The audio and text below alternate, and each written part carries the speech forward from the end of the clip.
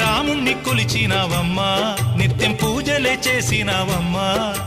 గూడు చెదిరిపాయ గుండెల విసిపాయ గూడు చెదిరిపాయ గుండెల విసిపాయ కొలిచిన రామయ్య కొండ దిగిరాడాయే వందనాలమ్మా